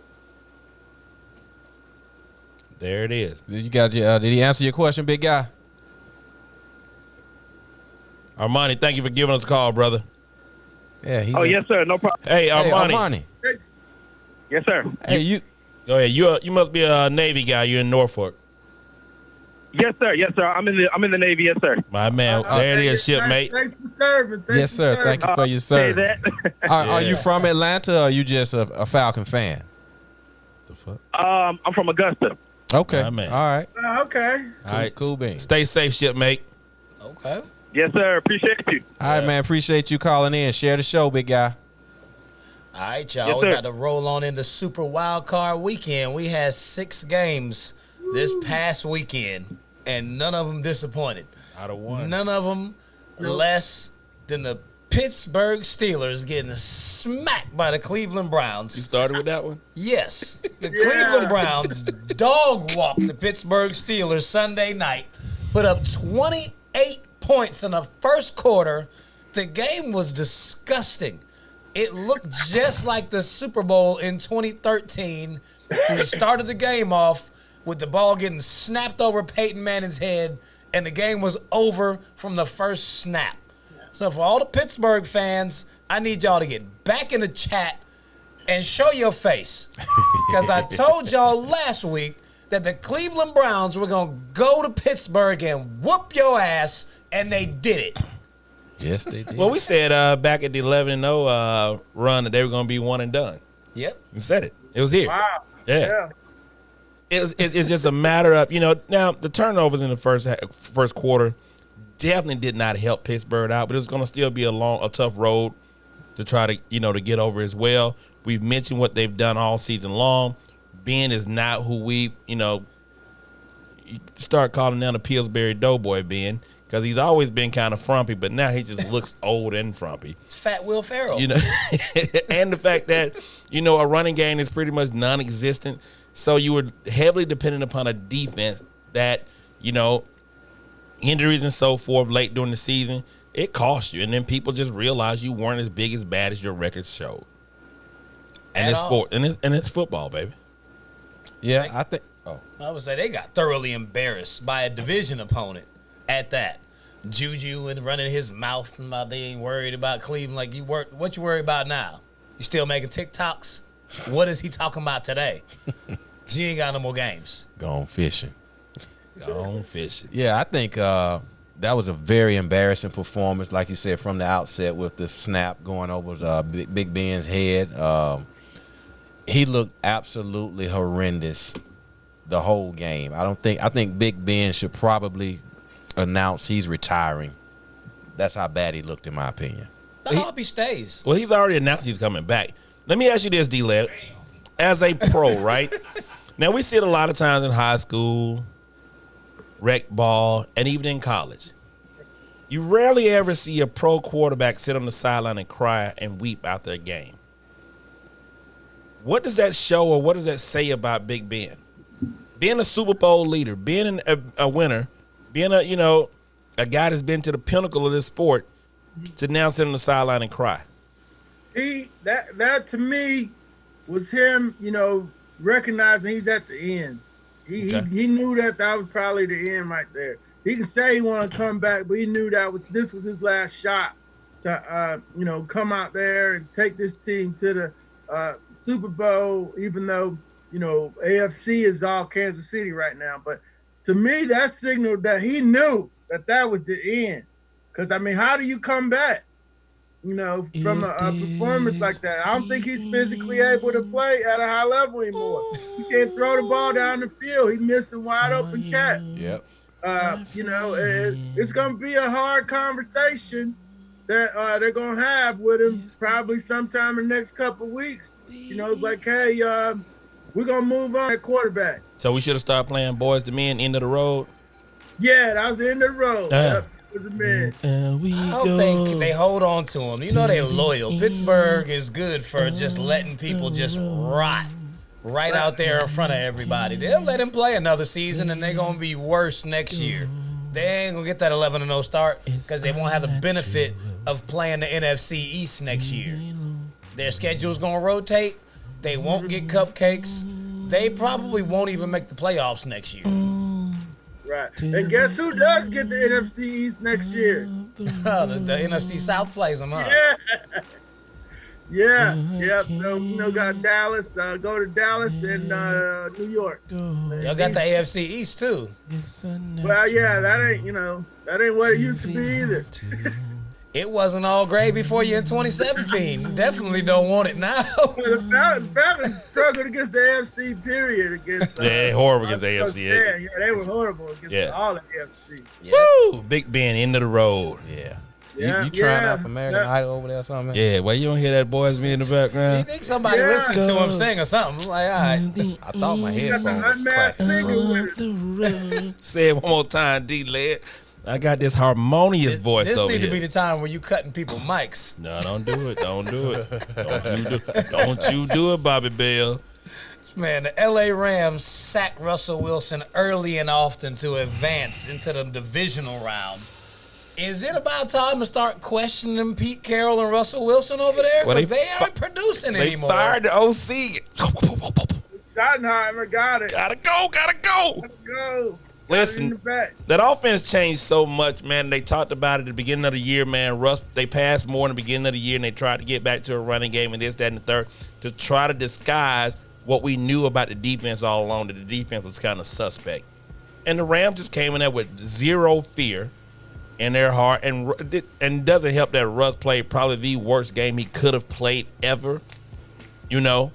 After being on an MVP clip the first half of the season, it took a toll on him. I remember my guy right here saying he has to play that the entire year for Seattle to even, to go deep into the playoffs. And it showed.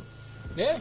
So, it's just one of those things where Pete Carroll is still, they got a good court out there, but they got to get more creativity within their offense, and they got to find a running game. They have to find a running game. There's no way of getting around it. Russ he can only take you so far. They refuse to get a running back in there. They just keep recycling people. It's like, bro, there's no more Marshawn Lynch. Get another running back. I don't know I have no idea what Pete's doing out there. It's like, man, Russ is out there playing by himself. He started getting sacked, and when he can't make those amazing throws, this is what happens. Because clearly Jalen Ramsey owns DK Metcalf. He can't get a catch on this guy. Rams gets up for that game, man. He gets up for that game. You watched him a couple plays when he defend. He just got up and looked the young boy in the eye and slapped him on the ass like, you can't get this out here, man. I'm still J Ram. And it's just what it is. And he gets up with that because Metcalf is that freak of nature type of guy, right? Then that front four was getting a lot of pressure on him, so it helped out that he got that lockdown coverage early and often. He wasn't getting the underneath, the quick slants off or the post. And it just, Russ had nowhere to go. And that was the problem. Then he was just missing throws. Like, he didn't look like Russ at all. Like, Seattle looked terrible. Yeah, the scheme just didn't look like what we're normally used to seeing out of those guys. Like you said earlier, he would have to do that all season long. And I don't think – I didn't doubt that he wouldn't be able to do it. I didn't expect him not to show up and the team to look like they did the other day. But, like, my goodness. Not necessarily questioning Pete Carroll or Russ. I just think they need to get their act together as an organization. Get the pieces in order. Get the OC on the same page. That's why you fired him. I think they can still get back in the mix. Russ is a fine quarterback, one of the elites in the game, and I do not question what they're doing. You know who he reminded me of in that game? You watched that game. He looked like an aging Brett Favre his last year in Green Bay, trying to force a lot of passes, trying to do a lot of that stuff. And that's what he reminded me. I mean, we know he's not old by no stretch of the imagination, but when you're trying to carry, you know you're the only option for this team, and my number one is getting blanketed, I got to try to make something happen. When you start forcing and pressing, things like that happen. Uncharacteristic things like that happen. Yeah, man, it was sad to watch. I mean, I'll question them myself. Like, what they've been doing for the past few years is not sustainable. And it happens to them every season. That's why they never get over the hump. They suffer these horrible losses in the playoffs every year because they can't do what they were doing in the regular season once they get to the postseason. Something needs to change. It's just not working. Yeah. So, man, Lamar Jackson and the Ravens finally got their first playoff win with Lamar at the helm. And they came from behind to beat those Tennessee Titans that they've lost to the last 2 times they've played them. So, I mean, what's your grade on Lamar for Sunday? D-Led? Whoa, let me see. I got Lamar at 8:35 Saturday, Buffalo. Hey, that was the draft where you had it, him, Baker, Allen, Matt Darnold, and Josh Rosen, right? Right. So we're getting to see who's the best quarterback in that draft in this game. Because Allen's doing his thing. I keep calling him Jared. Josh. Yeah. So Josh is doing his thing up there, man. And Brian Daboll's doing a great job with him. Lamar still is limited. And a good defense is going to be problems because, they're going to take away the middle of the field for him passing. But what you can't defend against, because it was looking pretty bad there against the Titans. But as soon as he took off on that 50-yard run and ran away from Kevin Byard, our guy here from Atlanta, that flipped that whole game, energized the defense, got the whole team rolling. He's a running quarterback, and he's gonna throw in the middle of the field. So, and Buffalo's gonna be ready for that. That defense isn't that good, but they got some solid folks over there, Edmonds and so forth. Ponder back deep, Tre'Davious White. So you're gonna have to put Tre'Davious on some of them tight ends. Maybe I would put Tre'Davious in the middle because you don't need him outside.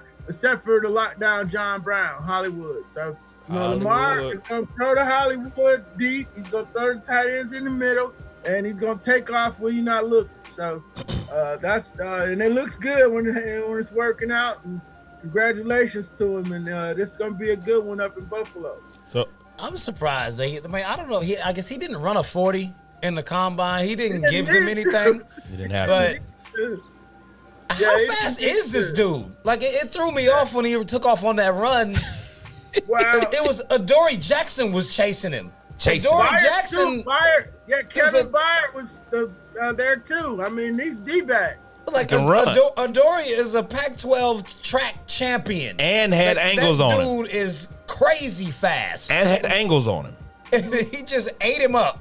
Listen. I was like, was Lamar run like a 4.1? Like, if there's somebody on him, like, we don't really know how fast the dude is. You don't see quarterbacks since, like, the Mike Vick era where you run in between tackles, blow past linebackers and safeties, and corners can't get you. Right. That's flat out ungodly speed. And he doesn't, I mean, and I guess we forget all the things he did in college, right? You don't necessarily forget it, but you say, man, you can't do that against the NFL. It just makes it look like he's a man amongst boys when he takes off and starts running. He does. What was impressive about this game was before this game, they were the only team in the NFL this season that had not come from behind by 10 points or more, right? They picked a fine time to do it this year, but he kept his composure. They had their offensive woes during the first half of the season. He called out the OC saying, the defense knows what the hell we're going to do before we run the damn play. All of these things, right? But you see the maturity and the maturation of him going through over the season. That game they played Cleveland on Monday night and they egged that game out. You can kind of see the transformation of Lamar Jackson at that point in time. Even when they did the post game interview and they asked him, this game was built as Lamar versus Derrick Henry. The very first thing he said was, first off, Derrick Henry is a great running back, 2,000 yards, yada, yada, yada. But we do not play the same position. And so there really was. He didn't say anything, but there wasn't no real comparison. He just gave the man where his props were, and he was very mature in that. And I think that's going to carry him a long way with this. And we said it last year, where after Pat Mahomes got his contract, we said, well, the one thing about Lamar when he comes up his contract, he's got to knock off that monster and get to the Super Bowl, if not win it, to get the kind of numbers that Pat Mahomes has. But I think doing it now, Baltimore's going to break the bank to keep him. They're going to break the bank. I want him to get another, real quick, I want him to get another wide out to go with John Brown on the speed tip. Mm-hmm. If you got two of them going up the side, then that'll open up his middle for him. That's Marquise Brown. John Brown played for the Bills. Hey, D-Led. Oh, yeah, Marquise, my bad. They get in that man-to-man coverage and everybody turn their back on them speedsters. He'll run for days. He will run for days. Yeah. And I think Banks brought up a good point. And D-Led, when you said Josh Allen coming out of the same class with Lamar, and this game, it will be a very exciting must-see Well, we're gonna matchup. get to that. That's up on the. We're gonna hit the matchups for this weekend. Well, yeah, I understand, but what I was saying in that piece was that Lamar is very mindful in the statement he made, saying that he and Travis Henry don't play the same position. So in his brain, there you go. Derrick Henry don't play the same position. So in his mind, he's like, but Josh Allen does. So I'm definitely amped up for this game moving forward. Trust me. You know what I'm saying? So I think this is really a game that he's looking forward to playing, and he's going to do the damn thing. Okay, well, speaking of Josh Allen, the Buffalo Bills got their first playoff win of the 21st century in a dogfight with the Colts. They barely squeaked that thing out. So, I mean, what were your takeaways from the Buffalo Bills win over the Colts? D-Led? Yeah, Buffalo over the Colts. I thought that was, I thought my man Rivers looked old. He looked old. Leaving a lot of balls on the ground. Yeah. That's a tough team. Coach Rice is really he's done a good job with him. Jonathan Taylor was gonna have to win that game for them, and he wasn't able to do that by himself. He's got T.Y. Hilton. He's got great receivers there in Indianapolis, but they need a legitimate quarterback. Phillip, he's gonna blow hot and cold. We know what he is by now in his 16th year, whatever it is. But so they weren't able to sustain. Buffalo was able to play some solid defense and get some stuff going, get some Josh Allen going, got a little Diggs going, I was able to move it around to the tight ends a little bit. So, yeah, happy for the Bills Mafia and putting a solid win together against that Colts team, Indianapolis Colts. I'll go on record as saying, week 3, Feez said Buffalo Bill looked good. And I said, I am not a believer in the Bills nor Josh Allen. The young man has stepped this game. I mean, he's played a phenomenal season leading to a 13-3 record this season. He has done his damn thing. And I promise you, I didn't see it coming. And, if this continues and that Bills Mafia can get that steam behind them again, right? This could be a matchup in the AFC like we hadn't seen in years in any conference, right? Yeah. With all these top-tier quarterbacks coming out, and if Baker can figure out his identity, who he is, it's going to be a problem in the AFC. It's going to be a gauntlet over there. And I just love to see it. And you got Tua, coming into this thing as well. He doesn't deserve to be mentioned yet. But I say he's coming into this thing, right? He's done nothing yet to be mentioned. Well, he won 6 out of the 9 games he started. The defense won. As a coming in off what some consider to be a career-ending possible injury. He's going to be one of those guys to watch. He's a feel-good story, but the Dolphins' defense was winning those games. Well, let's go. Well, I think the Colts with Phillip Rivers behind center, I expected that game to go the way it did. Phillip Rivers, like you said, D-Led, is who we thought he was over his 16 years in the league. He has never been able to get the job done. And I thought maybe with the Colts, he might be able to figure it out. A new look, new team, new scenario. Maybe the veteran leadership might come out and he could maybe eke out a win. But he didn't look as bad as Big Ben, but you can tell his days are numbered. And I felt like that game was actually closer than what it should have been. I think Buffalo was really chasing that elusive first win just to get over the hump. That was something that's just been hanging over their head for decades for them to finally get a W. I mean, they made the playoffs last year and couldn't get over the hump. They let Houston come back on them because they should have won that game. It was like they needed to get that out of their system and be like, okay, we can win. So I think we'll see a different Buffalo team coming up this week. What's that?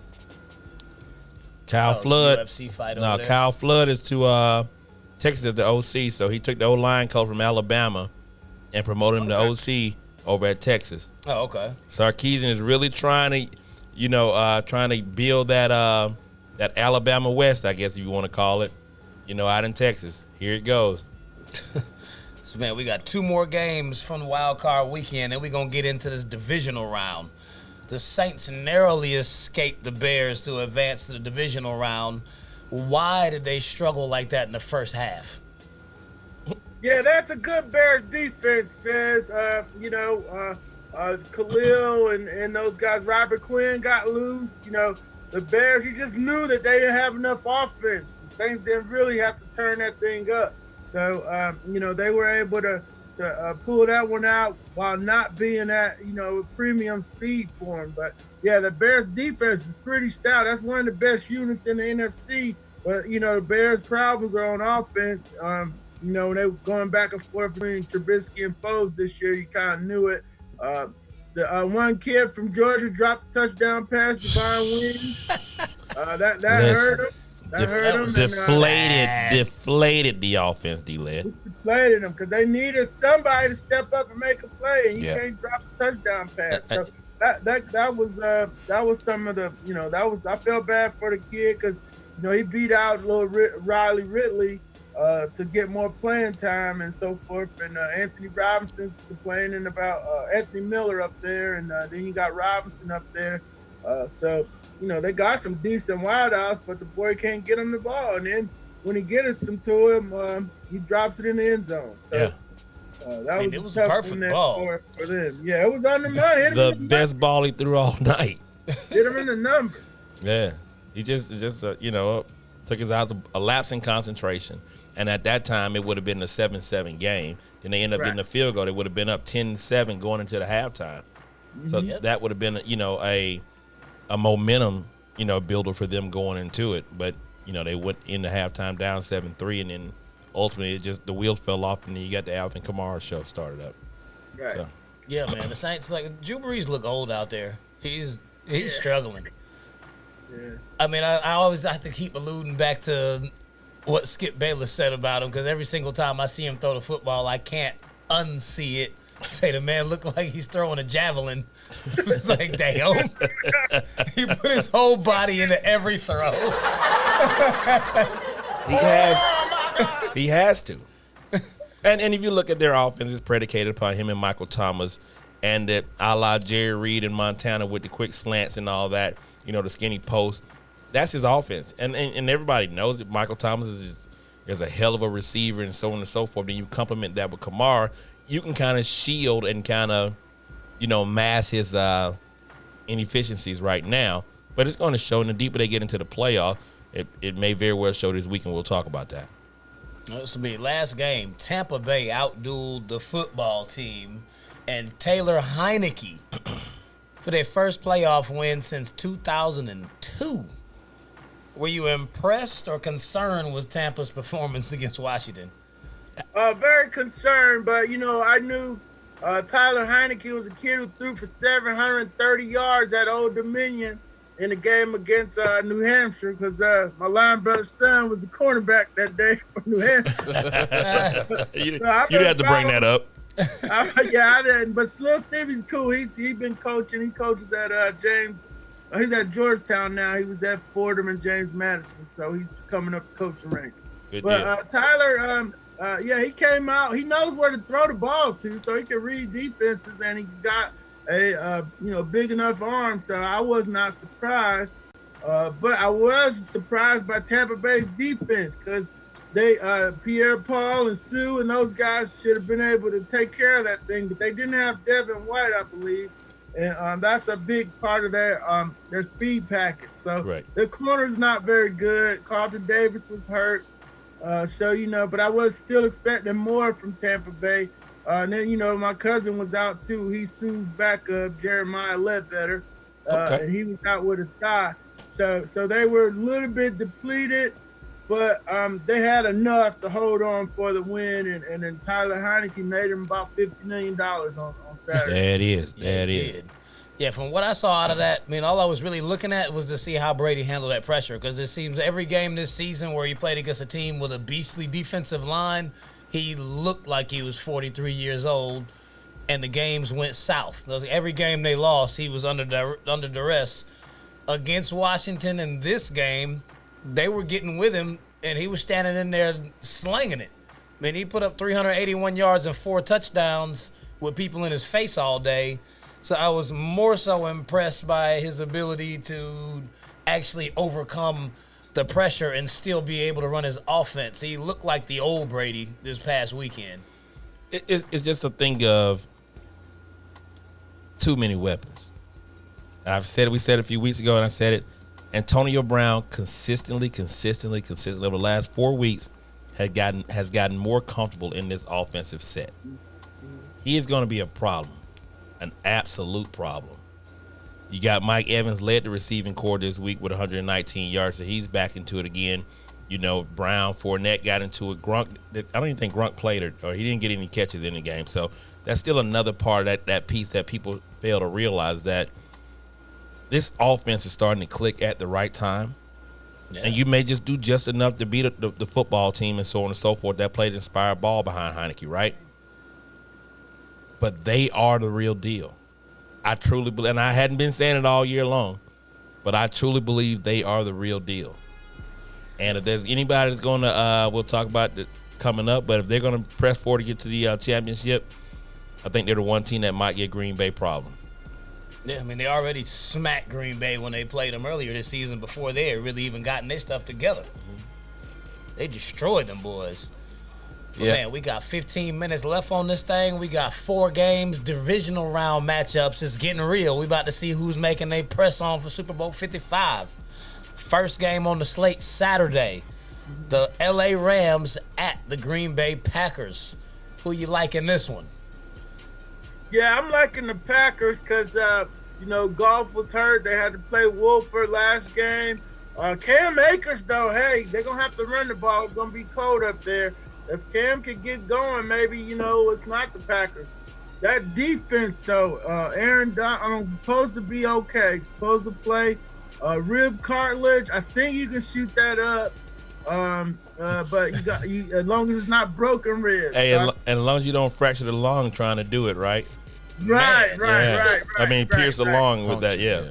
Puncture the lung. That's usually up here. That's usually, they were trying to shoot up broken ribs. That's harder. I think you might be able to, I don't know. We got to call our doctors on how to treat. We got to follow the football doctor on how to treat rib cartilage stuff. Because if he's not 100% or 80% even, they don't stand a chance. Because, but if he's chasing Aaron Rodgers around all day, they got a shot. So if he's chasing Aaron Rodgers like that, number 1 ranked defense. Yeah. if he's all over Aaron Rodgers that way and Jalen Ramsey is able to shut down Devontae Adams, it's going to be a long Saturday for Green Bay. Frozen tundra. But L.A. headed up there. Like, man, they don't really know what they're going to do at quarterback. It's the playoffs. I mean, Jared Goff was successful in 2018 in the playoffs. We haven't really seen that kind of play out of him since then. The defense is starting to be kind of beat up. I just don't see them getting over the hump against Green Bay at Lambeau. They're not a cold weather team. This is not happening. Yeah, 32 degrees is what they're projecting the temperature to be up there in Lambeau. And that Green Bay... That's nice and toasty. Yeah, nah, it ain't. Not that You cold. know, listen, when that's 32 without the wind. Yeah. That's not the 32 wind. here. That's not the wind chill. That's not in that. And they don't know if it's going to be a light chance of precipitation. So maybe some snow on the ground as well. We'll see how it goes. Green Bay defends their home turf very, very well come playoff time. It's going to be a tough road to hoe. I'm going to go with Green Bay. Yeah, I'm rolling with Green Bay as well. Aaron Rodgers has been getting it done all year long with much less talent than a lot of the better teams. So I don't think anything will be different this week against the Rams. Okay. That Saturday night matchup, the Baltimore Ravens at the Buffalo Bills. They say it's probably going to be snowing in Buffalo. Yeah. Both of these teams are getting their first playoff win with their new quarterbacks. This is going to be a good one. Who you taking in this? Yeah, that's gonna be a good one. I'm gonna go with Lamar again. I'm going with Lamar because it's gonna be Buffalo. Same thing, cold. It's 8:35 Saturday night. Yeah, it's gonna be real cold. So, Yes, sir. But I don't know. I just like the Ravens defense. I like Queen up front. I like Queen. Being able to run and hit. They got Calais Campbell stopping stuff in the run game. Buffalo picked up Devontae Freeman for their practice squad this week because Moss got hurt. So, they got a running back problem. I was expecting Singletary to do a little bit more, but and then Marlon Humphreys will cover Diggs. So that's will be a good matchup in that game. So. But I'm thinking Lamar and them, now they've got this monkey off their back, they're capable of rolling this thing all the way to Kansas City and making some noise. All right. I'm going to go with the Ravens. Even though Lamar Jackson, Pompano Beach kid, came out this week and said he's never played a game in the snow. It's going to be an adjustment. We'll see how they work it, get the cleats right. He can make those fast cuts and get up the field and do all that good stuff. I still think the Ravens with their defense got too much for Buffalo. Josh Allen has made a name for himself this year, but I'm still going to take the Ravens. Just like L say, Baltimore got the monkey off their back. Buffalo also got the monkey off their back. I think Buffalo is going to explode in this game, and it's not going to be nearly as close as anyone thinks. I think Buffalo is going to roll Baltimore. All right. I'm going with the Ravens. Having that monkey off their back, I believe Lamar Jackson is just in a different space mentally. He knows that he can get it done, and I think he's looking forward to the matchup, like I said earlier, with Josh Allen to prove that, I am the best quarterback out of that class when we go head-to-head. Okay. All right. We can run this one back this time. We'll do it on air, so then we can go back to check it. I got one of these on Buffalo. You got it on going Buffalo? for it? I got you on that. I go Ravens on that one. All right. Yeah. Now we'll remember, because I have no idea what we bet on last time. I don't know if I won or nobody not. remembers. Like, hey, we called each other like, what did we bet on? We didn't know. So there it is. Like, oh, no, got you the owe me a Ravens. bottle. He's like, how? Yeah. So run it. Next game. Sunday, Cleveland Browns at the Kansas City Chiefs. I mean, this is interesting when Kansas City's favored by 10. Yeah, 10. I saw it was 9.5 to start, going up to 10. The folks weren't too impressed with the Browns letting the Steelers come back in the third quarter last week. They had a chance to just stomp them out and didn't do it. But Coach was at home in his basement couldn't even call the plays. Denzel Ward's got activated today, so, at least you got somebody to put over the top of Tyreek. And then I'm waiting to see if Kevin Johnson is back, because them are their number one and number 3 corners, for the Browns. So if they can get those back, Myles Garrett's got to get rolling. Gotta chase Patrick Mahomes around. The Falcons formula should help the Browns. Now if they could put it in, they doubled Kelsey and Tariq, but then they left the backside open. Sammy Lee and then Patrick Robinson kid from down in Fort Valley beat him at the end. So if you double up, you got to mix your zones and your man-to-man coverage up, and then fire zone blitz them. That was making Mahomes hold the ball and making him come late with some deliveries. He threw a lot of balls away. So if Cleveland could simulate that Raheem's Falcons defensive plan, they're gonna have a shot to be. They're gonna have at least a shot to stay in the game, not get the doors ran off of them. So I'm going to go with Kansas City. And D-Led, to your point, that did happen. The Falcons did that, but they did not have their number one rusher who's been sitting out since week 15. That's the kid from LSU, Clyde Edward-Helaire. He'll be back. So now when you double down on Kelsey, roller safety to the top of Hill, that opens up running lanes. And I think this kid with these, coming back off, and they say he's 100, close as 100% can be as possible. He's rested. The entire team is rested for the last 2 weeks. I think it's going to be a track show, a track meet. And they're going to blow the doors of the Browns. I think Baker Mayfield has that classic Baker meltdown. It's going to be a problem. They're going to get embarrassed. I mean, Kansas City hasn't played in 3 weeks. They're going to come out rusty. Cleveland they'll have a lead to start this game. It'll just be a matter of whether they can run the ball to sustain it and eat the rest of that clock out. So, I mean, Kansas City hasn't blown anybody out all season. They've been playing tight games against everybody. They've not been dominant. Even as good as their offense is, they normally try to turn it on at the end of the game. If they get down by too much, Cleveland with Nick Chubb and Kareem Hunt could very well easily shorten the game to the point where there's not enough time for Kansas City to come back, because Kansas City's interior rush defense is non-existent. I think Hunt and Chubb will get off in this game. I mean, I absolutely would take Cleveland with those 10 points. Kansas City's not covering that spread. But I'm looking at, it's kind of hard to call Cleveland for the actual upset to win the game. Yeah, but I definitely would go with Cleveland with those points if we're on the bet lines. But, I think I'm going to roll with them. I'm just not sold on it. I'm going to take Cleveland. Cleveland is going to shock everybody. I like Cleveland and Buffalo in the AFC Championship game. There it is. Woo! Wow. That's the Lake Erie I-90 series. Yeah, I like KC, man. I'm going with Patrick Mahomes. I still think KC is the cheat code of the league. I don't think it'll be a cakewalk because Cleveland has a really good run tandem with Hunt and Chubb, and they do their thing. And KC don't have a really good defense like that to be able to stop them. So I think that 10 points, that's something I would probably take as well. But I'm still going with KC for the win. All right. Okay.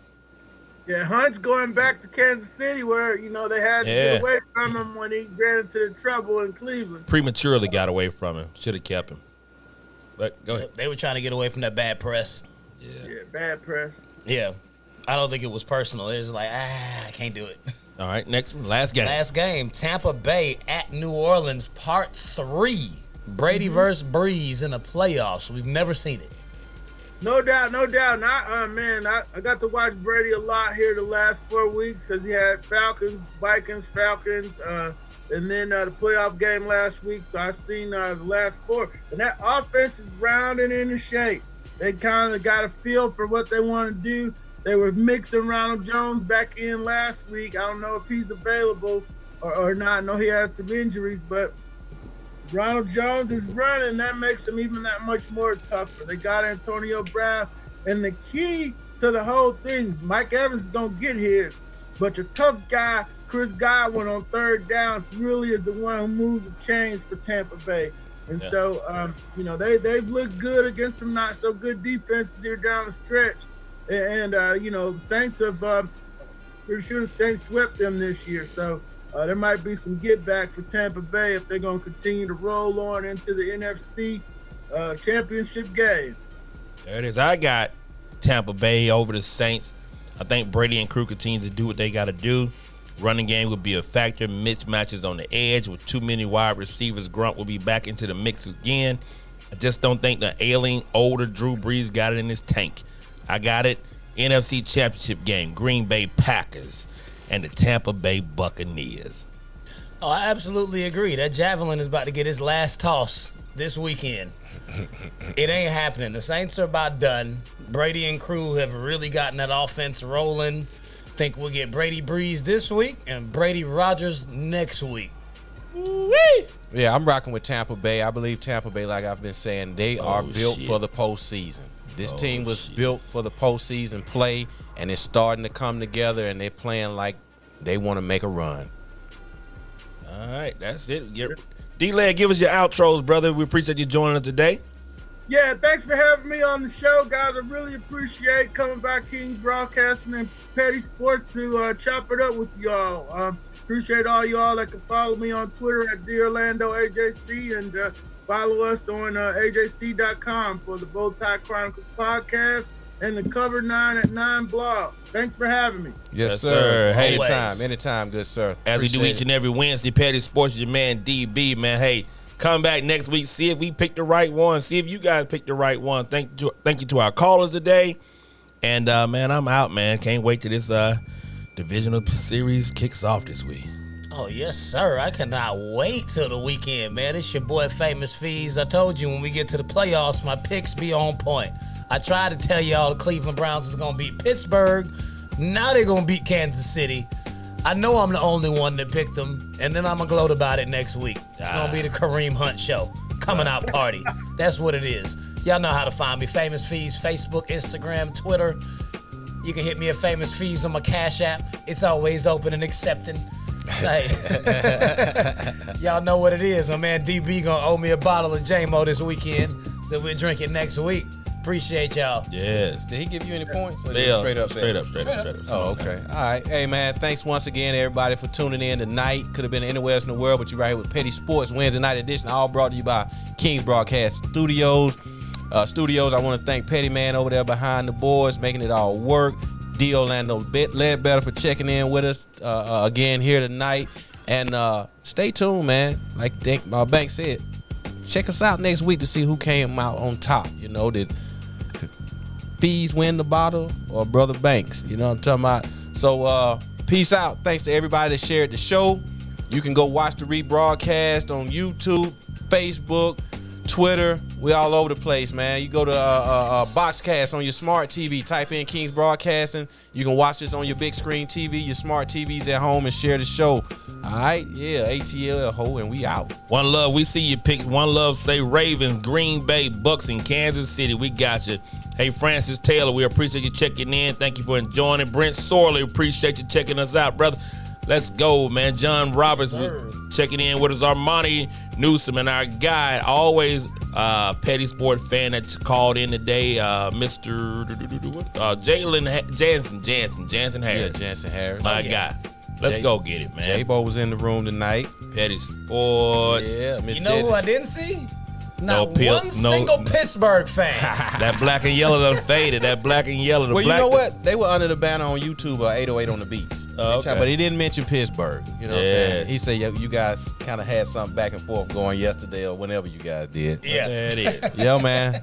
Stay tuned. See y'all next week. Yee. Let me ride. Down, sweet chariot, stop and let me ride.